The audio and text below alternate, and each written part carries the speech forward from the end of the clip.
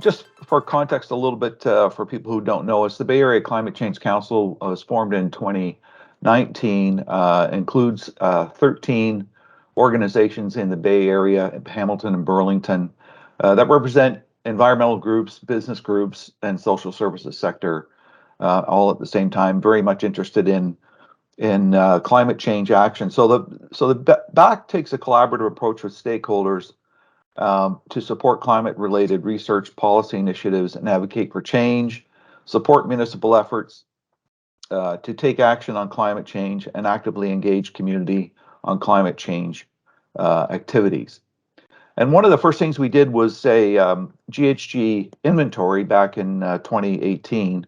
And that inventory and some of this material you've covered in terms of really, it told us that 95% of our GHG emissions are coming from three distinct areas, that being transportation, buildings, and industry. And you've talked about industry being the biggest one by far, with 60% of the emissions. And we know, as you have said, that we'll see those emissions come down, which will then push up the buildings, which is the second highest, 18% at this point in time. And of course, we expect that will grow.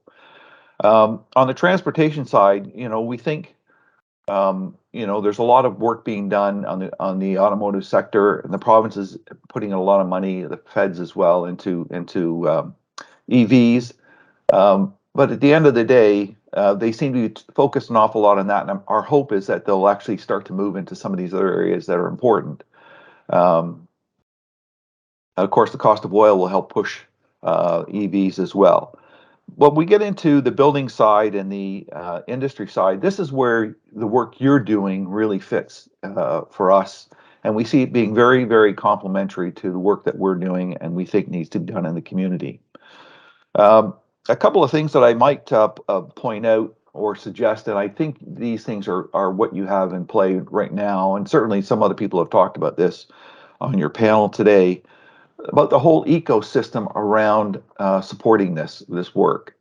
So yes, it's the engineering, yes, it's the financial systems, the supply chain, but we need other things that will help support the success, including government policy. And we've heard some comment about that today, about the importance of government policy. Michael talked about getting the heat plan in place and supporting having government put in legislation that helps drive this. And so that'll be an important part of that ecosystem, as well as skills training and education of the community and education of the stakeholders that'll participate in it. And we think we can help you with that. That's an area that we can support in a big way. The community buy-in and the communication side, we've heard that over and over and over again about how important that is. And it's not just the communicating and educating, but it's the engagement. It's real engagement with the community that we think will be very important at the end of the day. And we think we can, again, potentially help with some of that. The other thing you might want to consider is putting a bit of a lens on diversity and the Indigenous community. The Indigenous community has been doing some really spectacular work in climate change and other communities, and we really haven't brought them in that much into Hamilton, and it might be an opportunity for us to do that.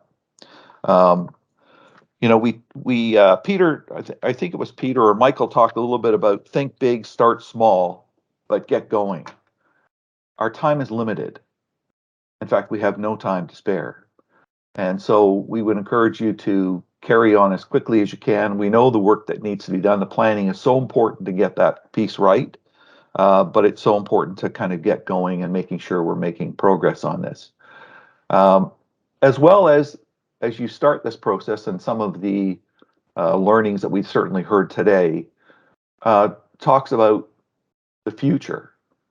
And this is just one project you're starting now, but the potential for this to grow into something very significant.